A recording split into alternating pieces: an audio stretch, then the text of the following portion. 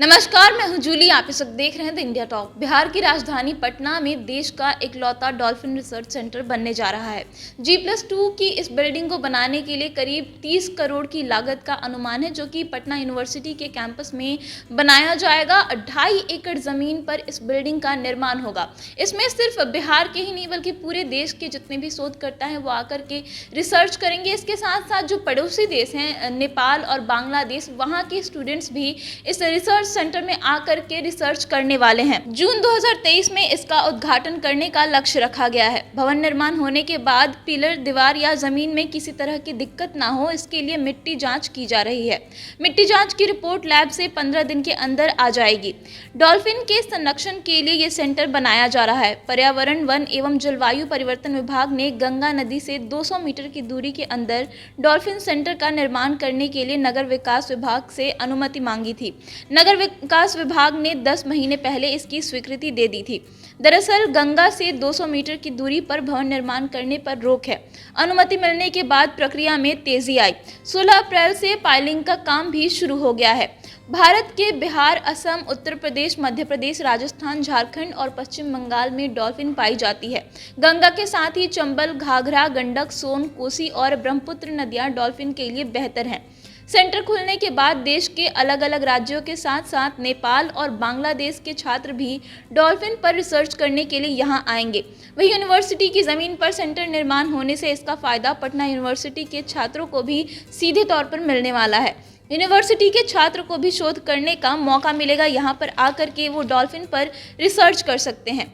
साल 2013 में केंद्र सरकार की तरफ से रिसर्च सेंटर के निर्माण के लिए 19 करोड़ रुपए दिए गए थे।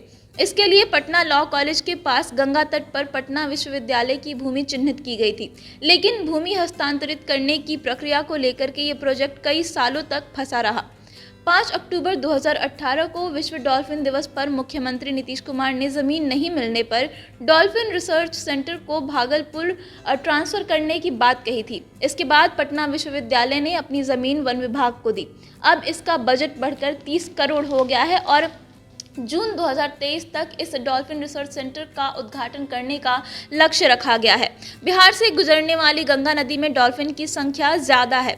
2021 के सर्वे में गंगा नदी में 1448 डॉल्फिन दिखी थी। यूपी बॉर्डर चौसा से कटिहार के मनिहारी तक गंगा नदी में डॉल्फिन का सर्वे किया गया था। साथ ही गंगा की 2 सहायक नदी कोसी और घाघरा नदी में डॉल्फिन का सर्वे हुआ था। इसमें 195 डॉल्फिन मिली थी। पर्यावरण, वन एवं जलवायु परिवर्तन विभाग के प्रधान सचिव दीपक कुमार सिंह ने कहा कि डॉल्फिन रिसर्च सेंटर का बिल्डिंग अगले साल बनकर तैयार हो जाएगा। भवन निर्माण विभाग के द्वारा बिल्डिंग निर्माण करने की प्रक्रिया शुरू कर दी गई है।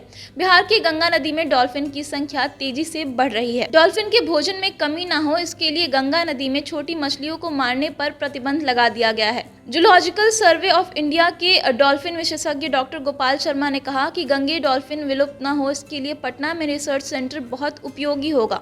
डॉल्फिन कहीं जख्मी मिलती है तो उसे ला करके यहाँ पर उसका इलाज किया जा सकेगा और इसके साथ ही जो डॉल्फिन से जुड़ी दूसरी चीज़ें हैं उसको लेकर के भी स्टूडेंट्स जो हैं और शोधकर्ता हैं वो यहाँ पर रिसर्च कर सकेंगे। सिर्फ बिहार के ही स्टूडेंट्स के लिए डॉल्फिन रिसर्च सेंटर उपयोगी नहीं होगा बल्कि पूरे देश के जितने भी रिसर्च करने वाले लोग हैं वो यहाँ पर आ करके रिसर्च कर सकते हैं। और इसके साथ साथ जो सटे हुए देश हैं जैसे कि नेपाल और बांग्लादेश, वहाँ से भी स्टूडेंट आ करके इस डॉल्फिन रिसर्च सेंटर में अपना रिसर्च करेंगे।